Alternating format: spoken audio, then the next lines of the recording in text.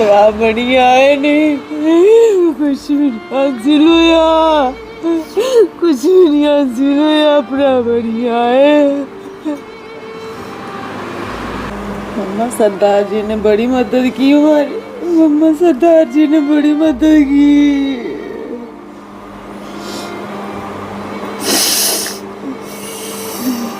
आदित्य मुझे अपने घर बुलाना चाहता था कि एक बार मैं ठीक हो जाऊं, सरदार अंकल को घर बुलाना है। उन्होंने हमारी बहुत मदद की है। आपको याद होगा आज से 7-8 महीने पहले मैं इसी घर में आया था। दोनों कैंसर पेशेंट हैं, इतने मजबूर, इतने लाचार। मम्मा ठीक होनी चाहिए, मम्मा ठीक होनी चाहिए, फिर मैं भी ठीक हो जाऊंगा। अगर मम्मा ठीक हो जाएगी तो आप भी ठीक हो जाओगे। माँ रोती है कि बच्चा कुछ हो गया मैं मर जाऊंगी, बच्चा रोता है कि माँ को कुछ हो गया मैं मर जाऊंगा। जो पैसे थे आपने खर्च कर दिए। आपने वहां बोला था डॉक्टर को कि मेरा ब्लड ले लो, मेरा बोन मैरो ले लो। आपको डर नहीं लगता? क्यों? भाई ठीक होना चाहिए, भाई ठीक होना चाहिए। इसको बच्चे को पूछा, कसम देख के ये नहीं बताते थे, कोई नहीं बताता था मुझे इसको ब्लड कैंसर है, कहते ठीक हो जाएगा ठीक हो जाएगा। सर मैं बेटे का दुख बर्दाश्त नहीं कर सकती, रोने भी नहीं देता है मुझे, मेरी मौत पहले हो जाए इससे। ऐसा क्यों लगता है कि सब कुछ खत्म हो जाएगा? ऐसा क्यों लगता है? हो सकता है कि इलाज हो जाए। सर पैसों की दिक्कत है, 25-30 लाख बोला हुआ है, इतना कहाँ से कर पाएंगे सर? कम से कम 9 लाख रुपए अकाउंट में आया आपके। 9 लाख। अभी आपको और भी चाहिए, मुझे पता है। मेरा भाई मेरा भाई आ गया। आपका भाई मुझे पता नहीं क्यों नहीं पढ़नी थी, इसलिए आपको भेजा मेरे पास। इस घर में मेरी मुलाकात हुई थी एक माँ बेटे से। माँ को भी कैंसर था और 9th क्लास के छात्र आदित्य को भी कैंसर था। बेटा कहता था कि मुझे मौत पहले आ जाए क्योंकि मैं माँ को उस हालत में नहीं देख सकता, और माँ कहती थी अगर बेटी को कुछ हो उससे पहले मुझे मौत आ जाए। भगवान ने माँ की नहीं सुनी, बेटे की सुन ली। कोशिश की थी ना, कोशिश बड़ी की थी, तुस भी की थी, अस भी की थी, सारे ने कोशिश की थी। कुछ गल्लां रब दे हत्थ च हुंदियां है ना। क्या पता जिथे गया उत्थे ज़्यादा सुख होए उसी, है ना। जिथे गया उत्थे ज़्यादा सुखी होना। बस यही सोचना जिथे गया उत्थे ज़्यादा सुखी है, उत्थे ज़्यादा सुख मिला था उसे, है ना। पता नहीं सानू किसी ने कोई मदद नहीं की। तुस किता जो किता, रब ने किता जो किता।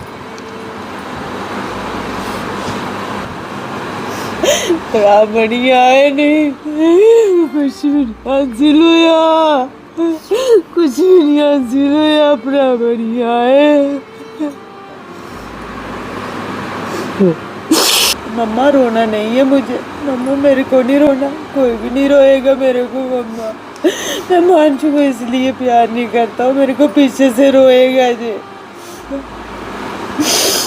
मैं कोई मर गया हूँ मेरे को रो रही हो आप? मेरे पीछे से कोई नहीं रोएगा।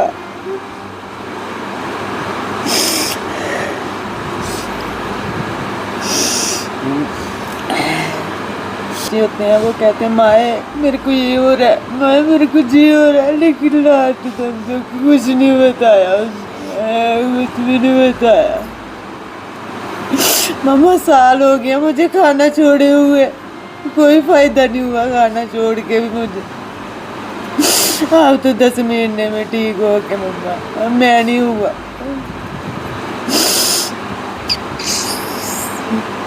मम्मा सरदार जी ने बड़ी मदद की हमारी, मम्मा सरदार जी ने बड़ी मदद की।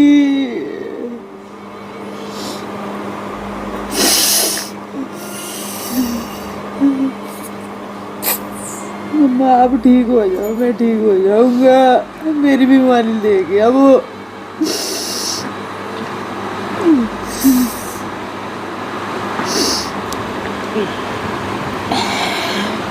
ठीक हो जाऊंगा, मैं बुलाएंगे सरदार अंकल जी को, ठीक हो जाऊंगा, बुलाएंगे सरदार अंकल को।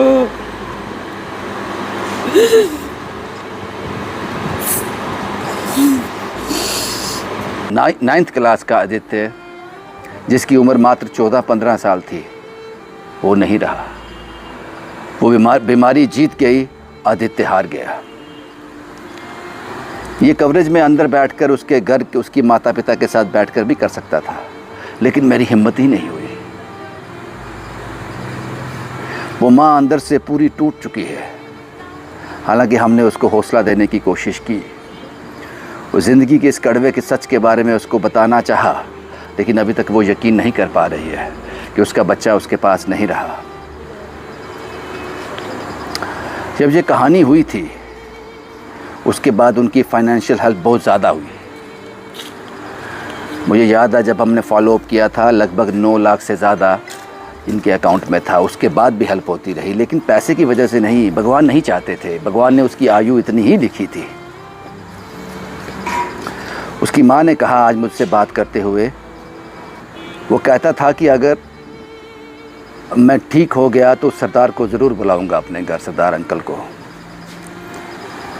आदित्य की वो ख्वाहिश भी अधूरी रह गई और भगवान ने उसकी एक बात ज़रूर सुन ली। मैंने कहा माँ बेटे दोनों को कैंसर था। आदित्य कहता था कि मेरी माँ को कुछ हो उससे पहले मुझे कुछ हो जाए, मैं वो देख नहीं पाऊँगा। वो सुन लिया भगवान ने। आप सब ने मिलकर कोशिश की कि आदित्य को एक नई ज़िंदगी दे सके। काफ़ी हद तक हम कामयाब भी हो गए, लेकिन कुछ चीज़ें ऐसी होती हैं जो हमारे हाथ में और आपके हाथ में नहीं है, वो कुदरत के हाथ में है। आदित्य हमें छोड़कर चला गया।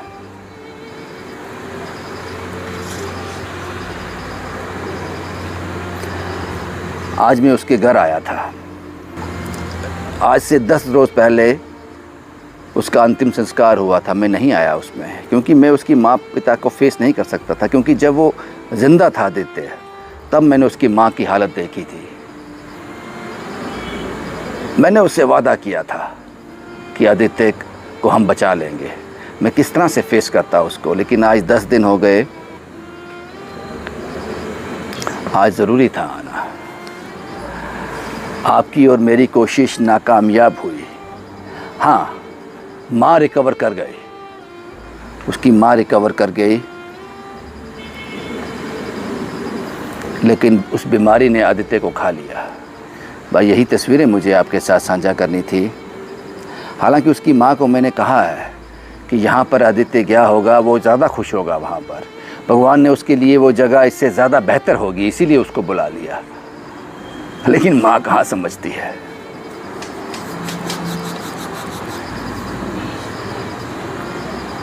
एक और कहानी जिसकी हमने शुरुआत की थी, अधूरी रह गई। इससे पहले याद होगा आपको प्रिया।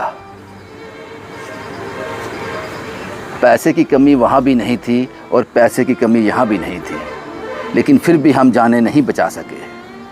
तो इससे ये समझ आना चाहिए, ये डोर किसी और के हाथ में है। हम लोग सिर्फ कोशिश कर सकते हैं। हमने ईमानदार कोशिश की थी। आदित्य यहाँ भी है, जिस दुनिया में भी इस वक्त है, वहाँ खुश रहे। एक बात और यहाँ जिक्र करना चाहूँगा। मुझे यहाँ एक शख्स ने बताया, सोनू साहब ने, जिन्होंने ये कहानी मुझे बताई थी आज से 8 महीने पहले। उन्होंने कहा कि आदित्य की मौत से 2 दिन 3 दिन पहले आदित्य ने फ़ोन लिया और उसमें अपने इंस्टाग्राम में जितनी भी रील्स थी, जितने भी उसके फ़ोटोग्राफ थे, सब डिलीट कर दिए। पता नहीं, शायद उसको कोई इशारा हो गया होगा। इस जहान के बाद अगर कोई और जहान है जिसको हम नहीं जानते, अगर कोई है, तो हम यही दुआ करते हैं कि आदित्य यहाँ भी है, खुश रहे, आबाद रहे। और उसकी माँ को भी हमने यही कहा है, लेकिन माँ नहीं समझती ये सब। उसको अपना बच्चा अपने पास चाहिए होता है।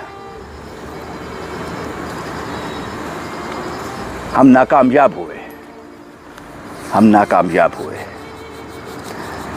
शुभम कुमार के साथ Ravindra Singh, the state sentinel के लिए।